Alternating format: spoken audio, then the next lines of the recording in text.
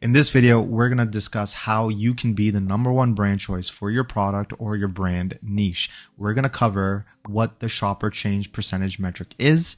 We're going to cover what the shopper change percentage means for your brand and how to interpret the values. And we're going to walk through how you can take those values and convert them into optimized PPC campaigns or keywords that you might be missing, and optimizing your listings to get more sales and conversions. So let's begin.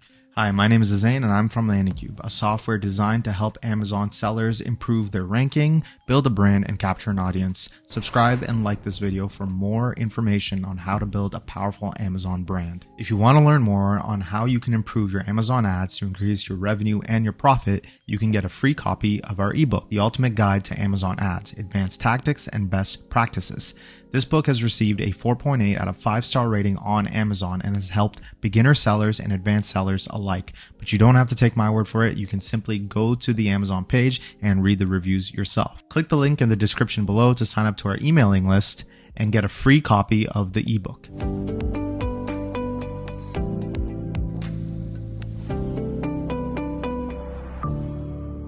So what exactly is this shopper change percentage metric? Well, it's a very useful metric that monitors the shifts in customer behavior for your product or your brand specific subcategory or niche. It analyzes changes in customer interests, search patterns, and conversion rates over a period of time. And by monitoring this closely for yourself or your brand, you can respond to changes in customer behavior and optimize your ad conversions for a higher percentage of conversions or more conversions in general. So what does the shopper change percentage metric actually mean for your brand? Well, the shopper change percentage gives you 3 different metrics. First one is your shopper change. So that's basically shopper interest in your brand specifically. If it's going up, your shopper interest in your brand is also going up and you're likely getting more sales. And if it's going down, then you're losing shopper interest in the overall category for your brand and you're going to lose sales. The next metric is median shopper change. So this is for your entire overall category, how well your category is doing in general. So if the number is positive, then your overall category is starting to get more sales than normal in the past time period that the shopper change percentage metric is measuring for. If it's going down, then shopper interest is going down, and overall most brands are losing money or rather they are losing sales compared to normal. The last metric is the category top. So this is a measure of shopper change for the top performing products and brands in your niche or subcategory. If the top category is doing really well and it's possible that they have a huge positive upswing and the median is still kind of about the same or yours is about the same, it's a good idea to go check out their listing to see what they're doing differently. So I'm going to show you exactly how I would go about adjusting based on these numbers, my own listing or my own pricing, my own bullet points, etc., and what you can do about your brand or your product. All right, so let's go over some of the actions that you can take in Amazon Seller Central and using tools like Jungle Scout to identify how you can capitalize on shifts in market behavior and customer interest in your specific product, brand, or niche.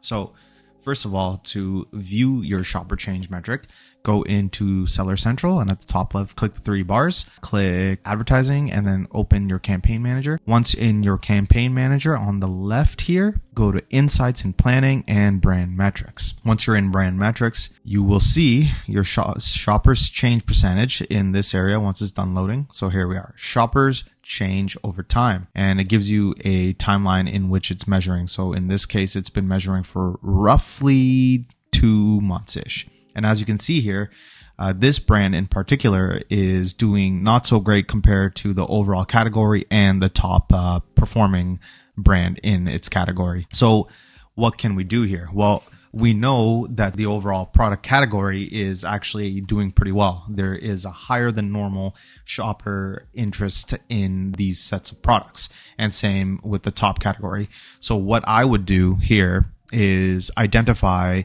first the median brands and see what they're doing and optimize for the overall category. So let's see here. Here's the steps you can take. First of all, you need to look at the average or the median products in your brands. So let's say you are selling something in home and kitchen. So if I go to regular Amazon.com and we shop by department and we go to home, garden, and tools, we go to kitchen and dining, and we pick cups and mugs. Here you will see all of the products in this subcategory or the niche that the shopper change metric would be measuring if you sold cups and mugs. And you click your Jungle Scout, or it could be Helium 10, whatever service that you use.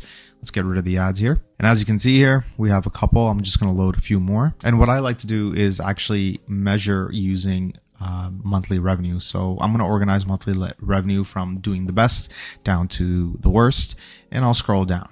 So if we scroll down, the best is around $152,000 a month.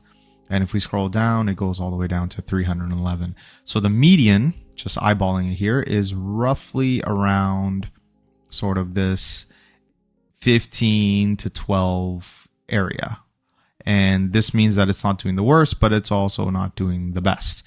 So if we look at these products, what we'll see is this and maybe these. So we have these opportunities here, or these products that we can review to see what we need to change in our listing to make it as competitive as the median or the average product in this subcategory. So these are about the same. Porcelain versus ceramic. I mean, they're different materials, but effectively the same product and roughly the same price point. So what we need to do is look and compare the listings. So are the pictures better than ours? If these guys' pictures are significantly better than ours, then that could be the reason why we're not converting. People just don't like the look of our product. We look at the title, and of course we look at the description.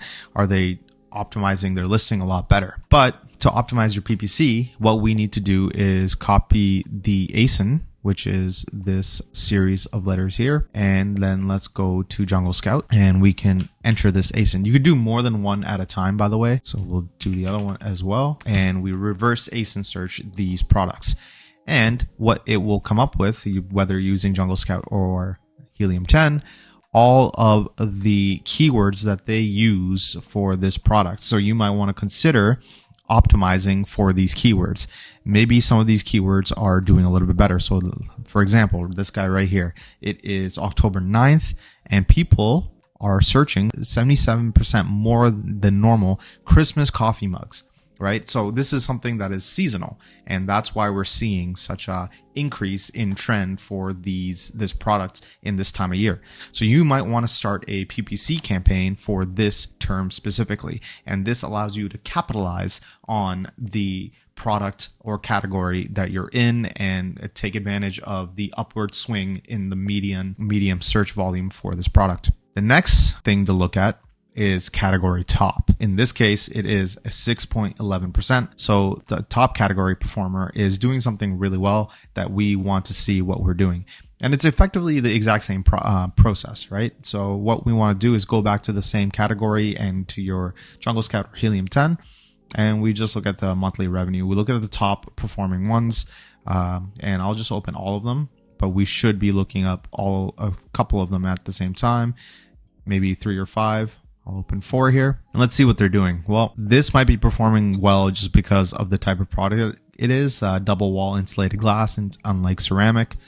So it's insulation. It has a certain feature that maybe our product does not, and it could be the reason why they're doing so well. This one is another set of glass, very fancy. Wow. This one is similar to the double wall. It's hard to optimize for a specific listing if your product isn't what the top people are selling. So as you can see, the medium were ceramics and things of that nature, but the top performing ones are glass based. And if you're not selling glass, it could be simply that you're not able to compete for that category because that's not what you have. So what you can do nonetheless is look and reverse ASIN search them regardless. So I'm just copying and pasting all these here. So here's a reverse ASIN search for all of these. Okay, cool. So this is really good to note right here. Again, another seasonal thing. So Christmas gifts, 149% more increase, unsurprisingly, in October, since Christmas is kind of just around the corner. Christmas gifts for women. So that's a very specific key term right there, right? Christmas gifts. in general versus Christmas gifts for women definitely makes a big difference, something you might want to consider. So all of these, by reverse ASIN searching your median and your top performing, you can identify keywords that you might be missing out on in your ad campaigns, and something that you should always look for in the shopper change metric. So as you can see, it's an incredibly useful tool, incredibly useful to consider whether you're doing okay or you could be doing a little bit better with your PPC campaigns. So that's one of the ways that you can use the shopper change percentage metric to help out your brand. But I do want to point out that this metric is not perfect. There's a lot of situations in which this metric may not necessarily be that useful or indicative of your own brand or product's performance. Ultimately, you need to look at your own revenue and sales to determine if you're doing pretty well or poorly for what your goals are, or basically what your expectations are. Another thing is that even within the same niche, there are further segmentations. For example, you can have a luxury product and maybe your product is priced at $200, but the top performing product is doing a lot more sales than you, but they're only valued at, let's say, $30. Well, they have a budget version of whatever product that you are selling. And in that case, it makes sense that they're getting more sales. And therefore, you wouldn't want to compete against them or do what they're doing, because you would be targeting the wrong customer segment within your product niche. So always consider what your product is and what the top performing products are when looking at this metric. We even saw it in the examples that I gave. So in our niche, the coffee mugs, the median was ceramics and things of that nature. And they were going on an upswing as well, and we had to optimize for what they were selling. The top products, however, were double insulated glass. Now, yes, they're both mugs, but I would say that they are effectively different products within the same niche, and therefore it is hard to try to match the top product sales if your product isn't in the same subcategory, or rather the segment of the product niche that they are in. And therefore, always consider your own product specifically, your sales and your revenue, and always compare it to the most similar products possible. And if that doesn't help, always just look at your sales and revenue yourself. If you're looking to improve your off-Amazon marketing to build an audience, check out LandingCube, a software that will help you build a landing page for your Google, Facebook, and TikTok ads. The landing page also acts as a great funnel for your product insert. Click the link in the description below to start your free 21-day trial.